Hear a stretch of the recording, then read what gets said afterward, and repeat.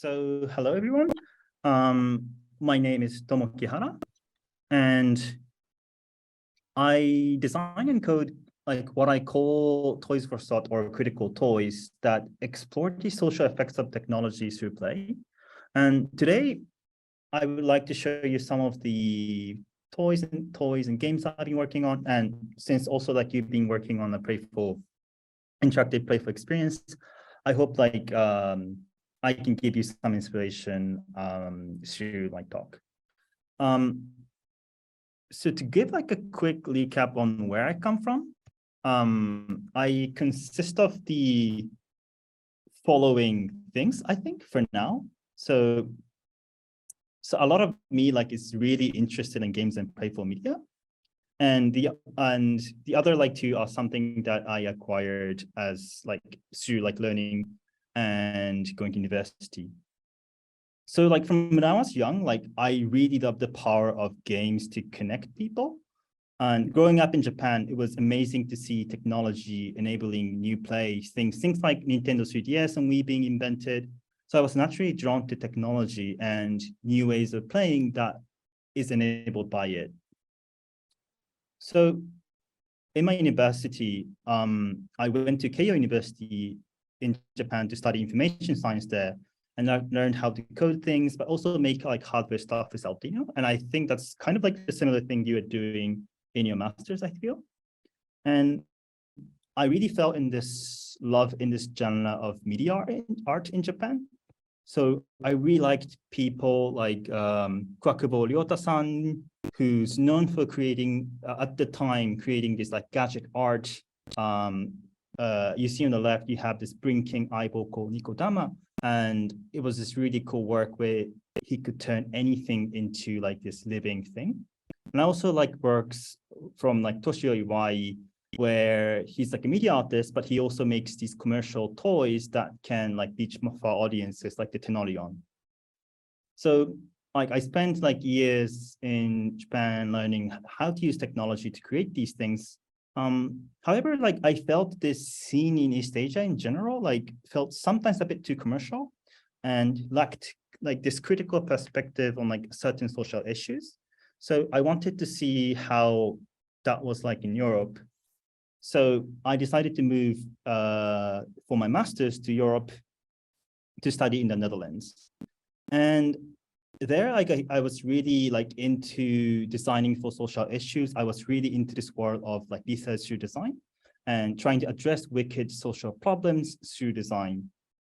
I went to the Master of Design for Interaction at TU Delft. And after graduation, like I started working with VAG, which is a public research institution in Amsterdam for technology that works at this really interesting intersection of art, technology, and society. And in the past few years, I've been combining these like three different interests, and I have been calling like my combined interest in the practice called Toys for Thought. It's a bit like food for thought in a sense that they are like there to like make you think about things in new ways. And the toys I make are things that you can play around with and have fun with it, but it's also something that invites you to explore critical questions in an intuitive manner. And for the after graduation, like I have done several self-initiated projects in this scene, and luckily have managed to get fundings to keep me continuing making these. To show some of the examples, this was one of my first Toys for Thought attempt that I made 4 years ago. It's a project called Street Debater, and it's a project I initiated 4 years ago in London. And it's this playful scale that invites people to vote with their coins on any kind of questions to create public debate. So you can create debates like basic income, yes or no, or things like more Uber in Rotterdam, like good or bad, or you can also do it for like really simple topics, such as going in front of movie theaters and saying like, was this new Star Wars good or bad? And it's like a way of creating conversation and like some sort of money at the same time. And this was an open source project where anybody could make it. And it created like several like street debaters around the world. And what was interesting about this was that it was also used by homeless people so that they can use this to collect money and create conversations instead of just sitting there begging for money, which really helped them. Because like just begging on the street is really harmful for their dignity. And we actually had one person using the street debating device for like a few months who got off the streets and in London, which was really cool. On the more like creative coding related Toys for Thought, this is much more recent, a project I initiated a year ago.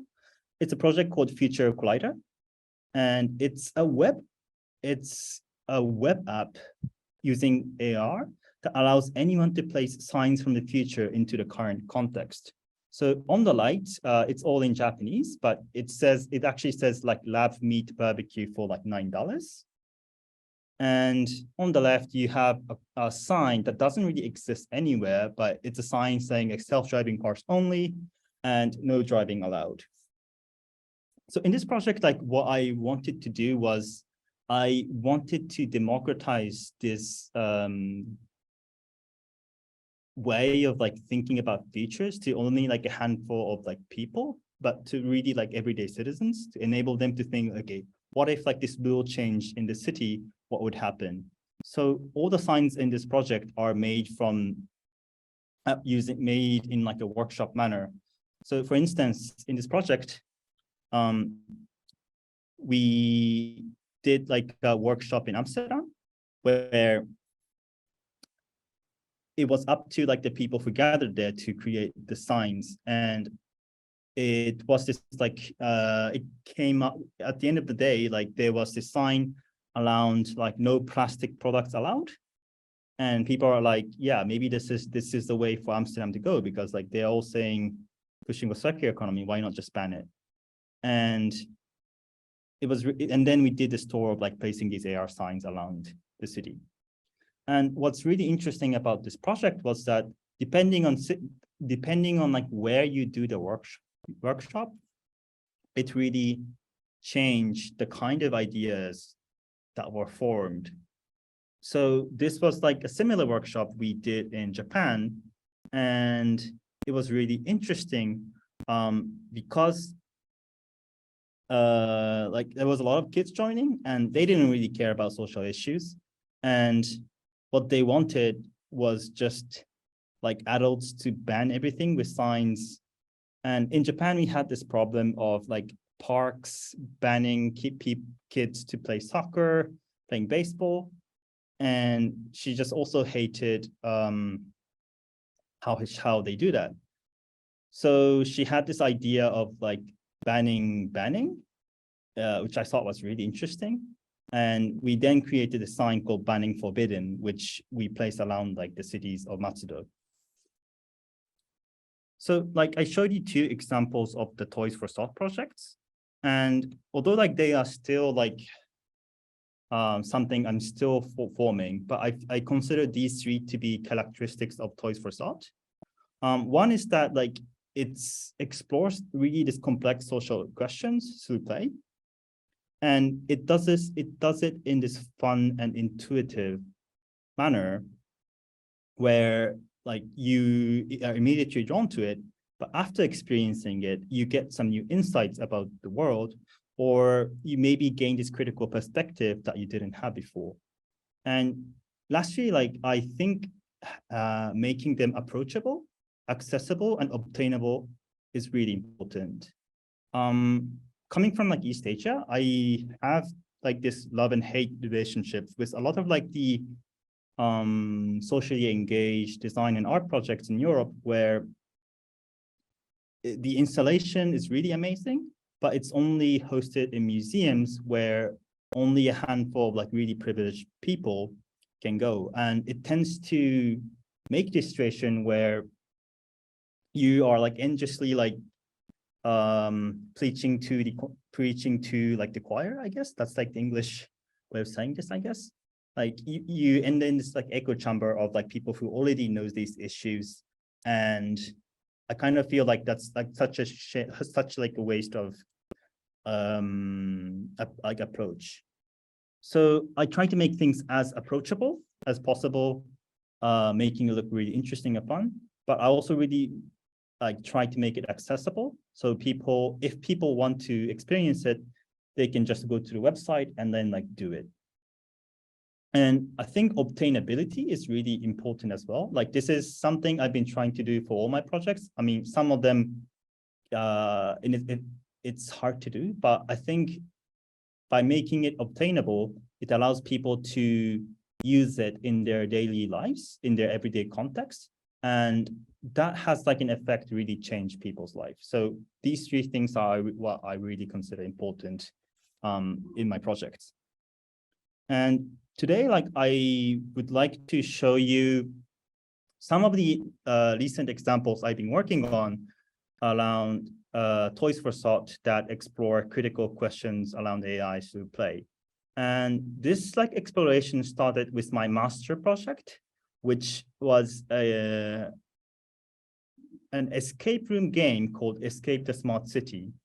I literally created like an escape room game, but the objective of the player is to escape from the city of Amsterdam in the future, where there was this extreme level of like high tech AI surveillance that tracks you everywhere. And through doing this project, I realized that these type of play were really important. And I've been spending like last few years, like mainly focusing on this. So today, like I would like to share some examples of projects I've been working on in this theme, and mainly like two things. One is like toys for thought that make people experience how the AI perceives us. And secondly, like toys for thought that make people experience the information bubble that the AI creates. So starting off the first one, the reason why I think this is really important is that AI-enhanced cameras are becoming core critical infrastructures of the city. So you have examples like in China, where your face almost works as like your OV chip card in the Netherlands, or like the Oyster card in UK. I don't know if Swiss has something similar of like this card that you can use to get on trains. Yeah, Swiss Pass. Yeah, we have something called Swiss Pass, but I don't know if it's There's others. Well, yeah, so it's basically like Swiss Pass, but your face is that. So a lot of places in China are now turning into this place where like you can just show your face, pay for things and go in. And also in Europe, like in Amsterdam, the municipality of Amsterdam has this new car, which has like several cameras mounted on top. And what it does is that it checks for cars' number licenses and automatically finds any cars that are parked in places where there shouldn't be. And it's really interesting how like it's creating this situation where some people were like creating hacks to make sure that their numbers aren't seen by these cars. But like you can see how these are becoming like this core infrastructure, like these cities are seeing us back. And it's also in this commercial sector that's happening. So you have like, obviously in the US, things like Amazon Go, where you can just go into the shop, pick up anything you want, and without going to the cashier, just leave. And the things you picked up will be automatically like, the money for that is like deducted from your Amazon account. I actually went to a Seattle store once, and I tried to like steal one of their chocolate bars, and I knew a lot on like how machines look. So like I had several ideas on how I can like steal this chocolate bar. And of course, like if I was successful in stealing it, like of course I had the intent of like paying it later, coming back to the store. So I spent around like 30 minutes like hiding the chocolate bar and like doing all the things. I thought I could fool the machine, but in the end, after I left, like 10 seconds later, like that chocolate bar was somehow like accounted for, like, and it was deducted from like Amazon bank card, which was really like a bit like a horrifying experience. And you also have like on the light vending machines in Tokyo now have like most of them like are starting to have cameras. I mean, not most of them, but like some of them in like the center of Tokyo. And what they do is that like they look at your face and they assume your like gender, age, and try to like sell you the most like beverage that you're likely to buy. And like these are more like subtle ways of like the city seeing us back. But you can kind of imagine that it really can turn into something a bit more like sinister when you combine it with like surveillance. And one of the problems like I feel is happening is this notion of persistent surveillance enabling like automated policing. And this is like two examples from China where just jaywalking on the street can get you immediately fined on the spot, your face being recognized. And that's like really scary considering like how that could really change how people behave in public space. And more recently, I think a few months ago, there was a bit of this disturbing news how like the Israeli army has deployed robotic weapons like a sentry gun, which can like detect people and shoot without like human intervention necessary. And of course, like they say that they are now shooting like non-lethal rounds, but it really leads to this question of like, do we want these things to be like judge, jury, and also like an executioner? And I think like all of the concern and panic around this is that people don't really understand how these things see you. It's really hard to understand how you're being seen. I mean, I think that like, if you don't understand like how these things are seeing you, I think this is a problem that will be created is that people start worrying like how they will be misinterpreted. And then like they kind of enter this cycle of like negative self-censorship, like in this quote. And that's something I'm a bit like worried about. And that is like something I want to prevent from like my practices in play.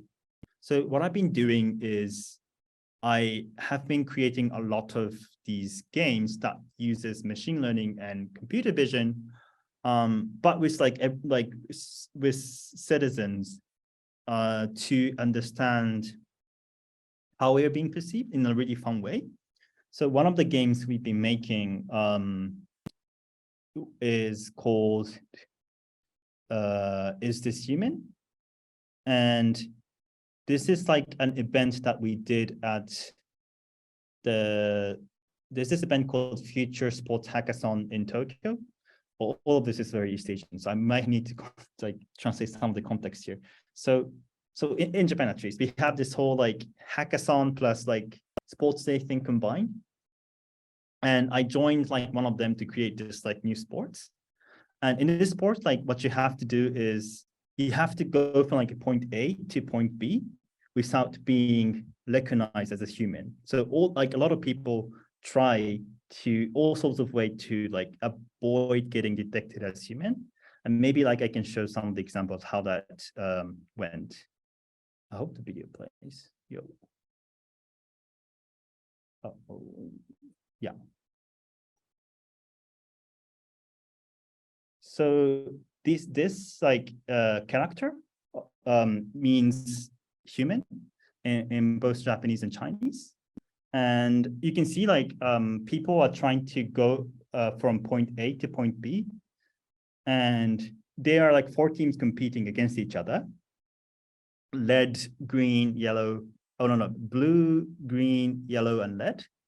And they could choose any kind of like obstacles to hide them. But when they're detected more than 70% as a human, like they're knocked out. And you could see like this kid having this Tokyo Tower plushie is kind of like hiding in a nice way. So yeah, they take the ball. Oh, but this person, he was detected as a human, so he's knocked out. And then like there's the next wave of people coming. And it was really cool to see because the kids have this like amazing intuitive strategy. So this kid is like completely invisible now, like this 65%, which is kind of dangerous. Yellow means like you're getting to the danger zone.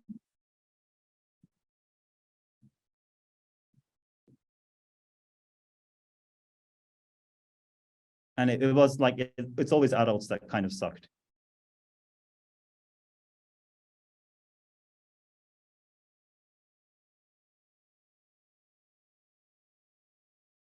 And we also had this like this person wearing this like judo wear. We called him like the master because he invented this way of walking, which is like completely invisible to the AI sometimes.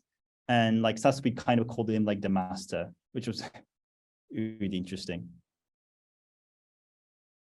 So yeah, like that was like the kind of like new sport we invented. It was like really fun. And there was like a lot of like things we learned a lot from it.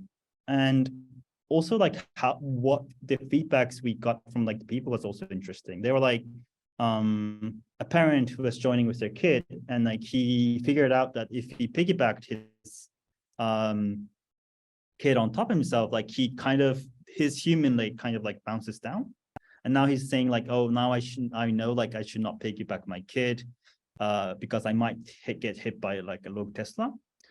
So like there's this interesting opportunity for this game to create like the inclusive data sets. Because I feel like one of the problems also in this field of like computer vision and machine learning is that like these training and also testing tends to happen in like really few places in the world, like let's say in San Francisco, maybe in like London places, like yeah, San Francisco, and they might not understand the chaotic like street of like Tokyo or like Mumbai. And we feel like it's really interesting if we do this like play all over the world. And it was also interesting to spot some of the biases in the system. So we had this weird glitch, like if you have like long hair and if you like wave it around in a quick manner, somehow like it thinks you're a dog. And this was actually incorporated into the rule where like if you're detected as a dog, like you get extra like 3 points, which I think was really interesting. And I think it then really like leads to this question of like biases in the system. And what I think is really good about this approach is that it allows us to find like the unwanted biases in a system. And why it's a problem is that I think most of you know, but biased AI models, the problem with them is that they invisibly enforce like the biases in the training data without any public. So these two like pictures are pictures that like became quite popular like a few years ago. So there is this two hands, like one like hand with a darker skin color and one hand with like a lighter skin color. And both of them are handing like a handheld thermometer. And somehow like if you have a darker hand, like it tends to recognize it as a gun. And if you have like a lighter skin color, it is like a monocular. And that's like really dangerous when you consider how these things can be used also in like a surveillance or like police context too. So I also made a game around that topic called Is This Violence? Am I Too Sexy? It's a game about fooling the AI to recognize violence. And in this game, like it's what's running is that I'm running Google's Safe Search AI, which is to detect any kind of violence or like porn-related content from the internet. And the players are asked to enact fake violence, like not actual violence, but fake violence in order to increase the score.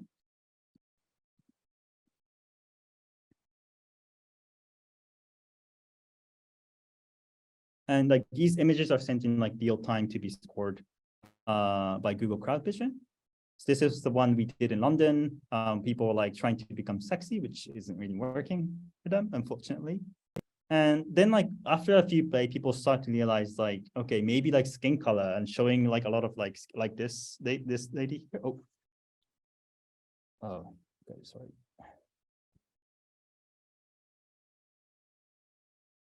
So like, yeah, people start realizing like maybe it's the skin color that gets you like sexy. And we also then like it was really interesting to see like how enacting violence, even if you have like a gun and pointing at your head, like somehow like if your skin was of like a lighter tone, it wasn't really considered violent.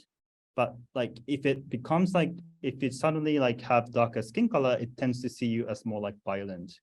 And of course, like this is something we can't really say. It's just for like the suggestion, but there was this like tendency for like darker skin color to be picked up as more violent at that time when we played this game in 2019.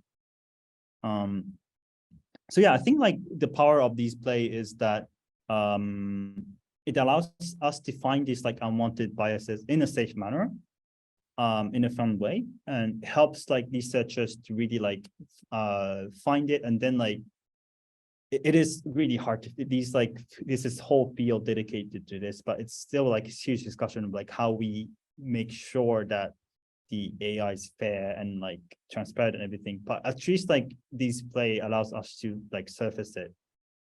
So I think it's really important. And I've also been working around also this notion of like experience, like this notion of filter bubbles created by the AI and making people experience like how it feels like to be trapped in them.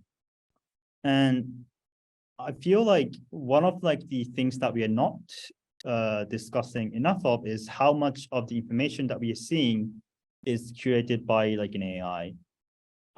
So that's like 70% of what you watch in YouTube, like 90% of views on TikTok, and like almost all of like Google search. And when you think about it, like back like 20 to 30 years ago, most of the people would get information from like human curated sources, such as newspapers, who are curated and edited by like editors, and TVs, where there's like careful like selection processes and the guidelines on what they can air and what they cannot air. But we live in this age where most of what we see is curated by a non-human, and especially teenagers. They grew up in this world where like most of what they know is really curated by an AI. And I think your YouTube feed says a lot about who you are. So this is like my YouTube feed from like a while back, but it's mostly like Pokemon stuff, Pokemon game stuff, Nintendo stuff, and like Ghibli, and a lot of like cooking stuff and like bunnies. And I had this feeling that like YouTube, most of people's YouTube were like this. And it had this like game or like innocent vibe happening, but I changed, but my perspective really changed like when I met this person who had a bit of this like conspiracy worldview. I'm not saying that's bad necessarily, but he had this like entirely like different YouTube like starting page where it had things like the COVID conspiracy, the 5G creating like some kind of like brainwave, you know, all those like really, and also very like hardcore political stuff that I didn't know exists in YouTube, which really made me realize like how trapped we are in these like filter bubbles. So I asked this question of like, how can we make people become more aware that they are in this like information bubble that is like can be tailored to their own taste, which can also enforce their own beliefs. So in this project, I got funded by the Mozilla Foundation, who's known for like doing open source projects, like, and obviously who makes the Firefox browser. And I went with this approach of just really like showing how different your YouTube starting page could be depending on what you watch. And I started interviewing people with really like extreme views of the world and ask them to share like what they watched on YouTube, so I could recreate what their like starting page would look like on a different account. Thank you very much for your talk. Is there any question or reaction? Cool. This Cool. is Yeah, cool. Very cool. Very fun. I guess the question I have is, how did you know, like, because you said you're going to share the TikTok profile